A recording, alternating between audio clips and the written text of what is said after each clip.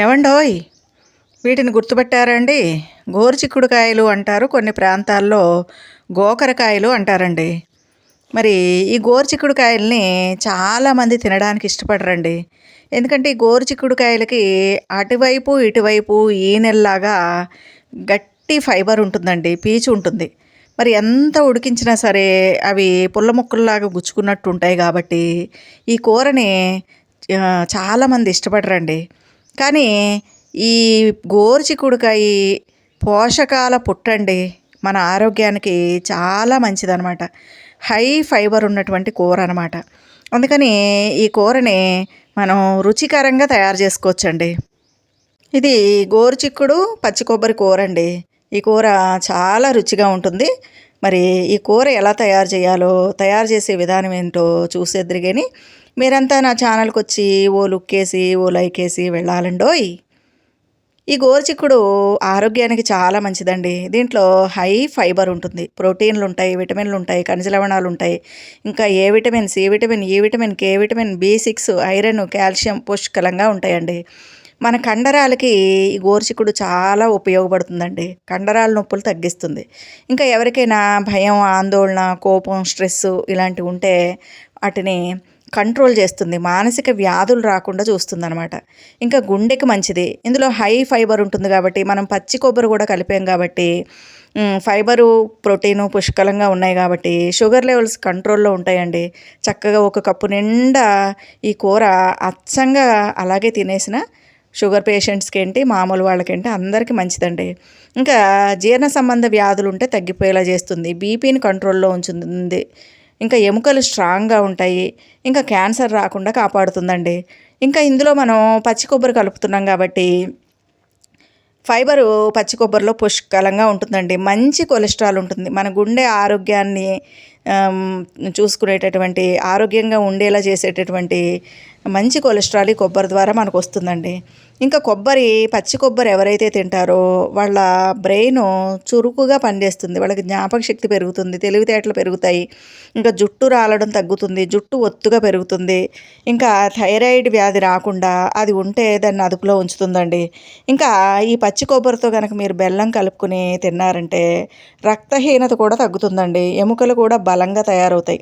మతిమరుపు లేకుండా చూస్తుంది. జీర్ణక్రియకు మంచిది. ఇలా ఈ రెండు కాంబినేషను పోషకాల గని అండి. కాబట్టి ఇంకా ఇది కూర చాలా కమ్మగా రుచిగా ఉంటుందండి. మరి దీన్ని ఎలా తయారు చేయాలో చూసేద్దాం రండి. ముందుగా గోరుచిక్కుడుకాయల్ని శుభ్రంగా కడిగి కొన్ని నీళ్లు పోసి కొంచెం ఉడికించాలండి. బాగా మెత్తగా కాకుండా కొంచెం ఉడికేటట్టు ఇలా నొక్కితే మనకు తెలుస్తుంది కదండి ఉడికిందో లేదో. ఆ విధంగా ఉడికించుకుని ఆ నీరు తీసేయాలండి. కానీ నిజానికి మనం ఏ కాయగూరైనా ఉడికించి ఆ నీరు పారబోయకూడదండి. ఎందుకంటే ఆ నీళ్ళల్లోకి ఆ పోషకాలన్నీ పోతాయి అన్నమాట. కాబట్టి ఇలా వచ్చినటువంటి వడపోసినటువంటి నీటిని మనం ఇంకో రకం కూర, పక్కన ఇంకో కూర ఏదైనా వండుకుని దాంట్లో నీళ్లకు బదులుగా ఈ నీటిని ఉపయోగించేసుకుంటే ఆ పోషకాలు మనకి ఎటు పోకుండా ఉంటాయండి. సాధారణంగా సాధ్యమైనంత వరకు కూరగాయ ముక్కలను ఉడికించి ఆ ఉడికించిన నీరుని పారబోయకూడదు. ఎప్పుడో ఒకసారి కదండి ఇలాంటి కూరలు వండుకుంటాం. కాబట్టి ఏం ప్రాబ్లం లేదులేండి. ఇలా ఈ పీసులు తీసేయాలండి. చూసారు కదా, ఇప్పుడు నేను తీస్తున్నాను కదా, ఒక్కొక్కాయ తీసి దాని ఈనెలు తీసేయాలన్నమాట. ఈ విధంగా ఆ ఈనెలన్నీ తీసి పక్కకు పెట్టుకోవాలండి. అటువైపు ఇటువైపు పొడవుగా పీసుల్లాగా ఉంటాయి కదండి, ఆ పీసులన్నీ కూడా తీసేసుకుని ఈ విధంగా పక్కకు పెట్టుకోవాలండి. ఇలా చేయడం వల్ల ఏమవుతుందంటే మనం తినేటప్పుడు ఆ ఈనెలు గుచ్చుకోకుండా ఉంటాయండి. వాటిని అచ్చంగా మనం అలాగే చిన్న చిన్న ముక్కల కింద కట్ చేసేసి గోరుచిక్కుడుకాయలని కూర వండుకుంటే ఎంత ఉడికినా సరే అది చాలా గట్టి ఈనె కాబట్టి మరి గుచ్చుకుంటూనే ఉంటాయండి కూర తినేటప్పుడు. అందుకనే చాలామంది తినరు. మనం అదే చిక్కుడుకాయలు అనుకోండి, మామూలుగా మనం చిక్కుడుకాయలు కూర వండుకుంటాం కదా, ఆ చిక్కుడుకాయలకి కూడా పీసు ఉంటుంది. కానీ ఇంత గట్టిగా ఉండదండి. అది చాలా తేలిగ్గా ఉంటుంది, సన్నగా ఉంటుంది. కాబట్టి మనం దాన్ని ఈజీగా తీసేసుకోవచ్చు. కానీ ఈ గోరుచిక్కుడికి పచ్చిగా ఉన్నప్పుడు ఈనె తీయడం కొంచెం కష్టం అండి. కాబట్టి ఈ విధంగా ఉడికించుకుంటే కనుక మనకి ఆ ఈనెలు చాలా సులభంగా వచ్చేస్తాయి అన్నమాట. ఈ విధంగా ఈ ఈనెలన్నిటినీ మనం తీసేసుకోవాలండి. చూసారు కదా, ఉడికిందో లేదో ఇలా చూసుకోవాలి. ఉడికితే కనుక మనం ఈనెలు తీసేసుకుని పక్కకు పెట్టుకోవాలండి. మళ్ళీ ఇంకొకసారి చూపిస్తాను చూడండి. ఈనెలు ఈ విధంగా తీయాలండి. బొటన వేళ్ళతోటి ఆ కాయను అలా పట్టుకుని రెండు వైపులు ఈనెలు పట్టుకుని ఇలా లాగితే ఒకేసారి వచ్చేస్తాయండి ఈనెలు. అటు ఇటు రెండు వైపులా ఈనెలు ఒకేసారి వచ్చేస్తాయి అన్నమాట. చూడండి మళ్ళీ ఇంకొకసారి చూపిస్తాను. ఇలా పట్టుకోవాలండి. పట్టుకుని ఆ రెండు వైపులా ఈనె పట్టుకుని ఇలా లాగితే చూడండి పీస్ ఎలా వచ్చేసిందో అలా వచ్చేస్తాయి అన్నమాట. ఇదిగోండి అది పీస్ అన్నమాట. ఇలా వచ్చేస్తాయి. ఈ విధంగా అన్నిటినీ మనం అలా తీసి పక్కకు పెట్టుకోవాలి. ఇదిగోండి మొత్తం తీయడం అయిపోయింది. చూసారు కదా, ఈనెలు తీసేసిన గోరుచిక్కుడుకాయ అలా ఉంటాయి. ఇవన్నీ ఈనెలండి, పనికిరావండి. ఏ మొక్క మొదట్లోనూ మనం వీటిని వేసేసుకుంటే మొక్కకు బలం. ఇప్పుడు కూర ఎలా తయారు చేయాలో చూద్దాం. ఒక మూకుడులో ఆయిల్ పోసుకుని పోపు దినుసులు వేసుకోవాలండి. వెల్లుల్లి రెబ్బలు, మినపప్పు, కొంచెం శనగపప్పు, ఆవాలు ఇవన్నీ వేసుకోవచ్చండి. పోపు దినుసులు, కరివేపాకు, కావాలంటే ఎండుమిర్చి కూడా వేసుకోవచ్చు. ఈ విధంగా పోపు వేయించుకోవాలండి.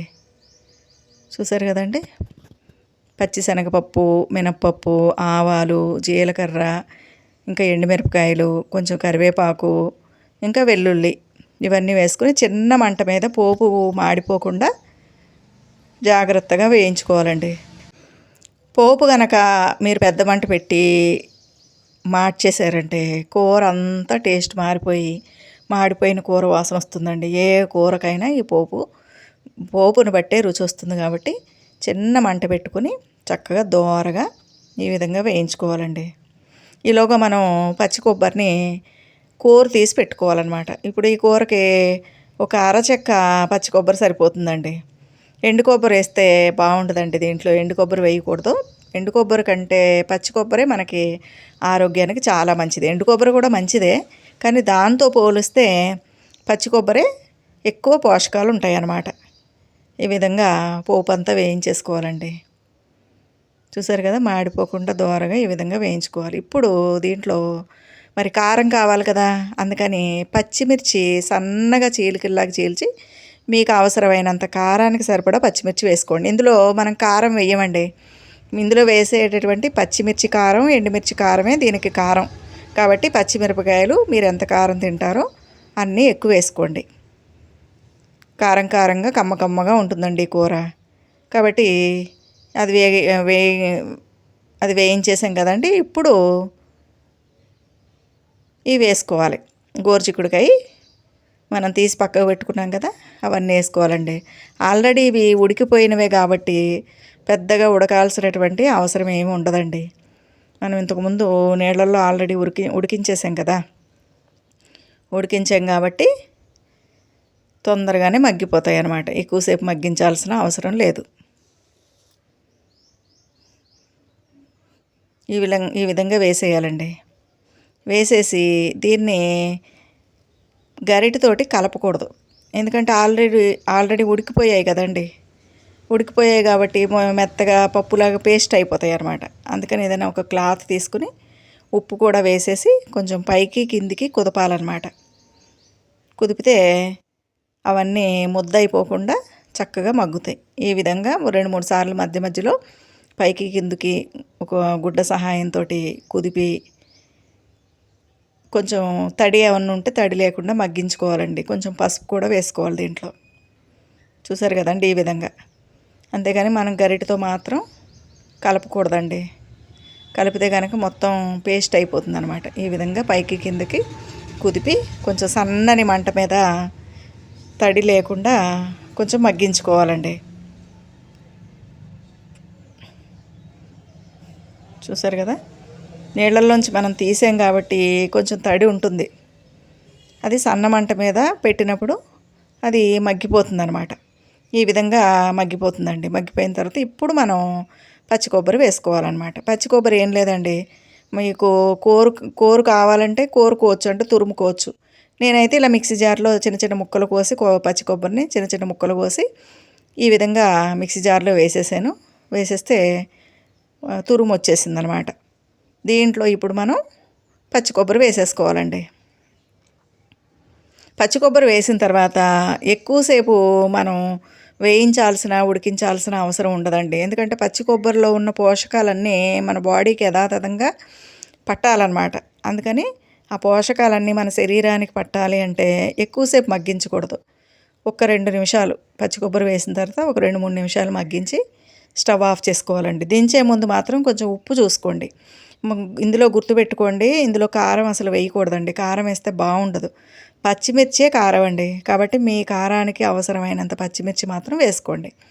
ఈ విధంగా జాగ్రత్తగా కలుపుకుంటే కమ్మటి పచ్చి కొబ్బరి గోరుచిక్కుడు కూర రెడీ అయిపోతుందండి.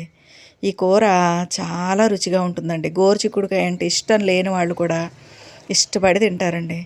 ఇంకా దీంట్లో హై ఫైబరు, హై ప్రోటీను ఉన్నాయి కాబట్టి డయాబెటీస్ ఉన్న వాళ్ళకి ఇది ఒక వరం అండి.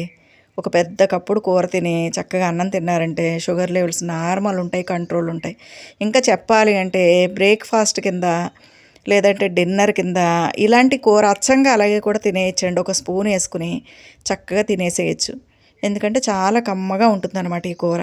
దీనికి కాంబినేషన్ కింద పక్కన మీరు చారు కానీ, పప్పుచారు కానీ, మజ్జిగ చారు కానీ, మజ్జిగ పులుసు కానీ పెట్టుకుని ఈ కూర నంచుకుని తిన్నారంటే స్వర్గం కనపడుతుందండి.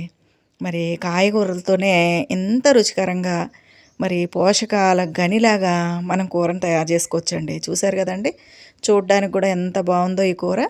చూడ్డానికి ఎంత బాగుందో తినడానికి కూడా అంతే కమ్మగా, కారం కారంగా, కమ్మ కమ్మగా ఉండి చాలా బాగుండడం మాత్రమే కాకుండా ఆరోగ్యానికి ఆరోగ్యం, రుచికి రుచినండి. తప్పకుండా మీ ఇంట్లో ఈ కూరని మీరు ట్రై చేయండి.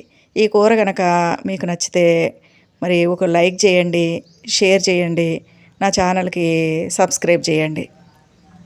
ఉంటానండి. ఇదేనండి కూర.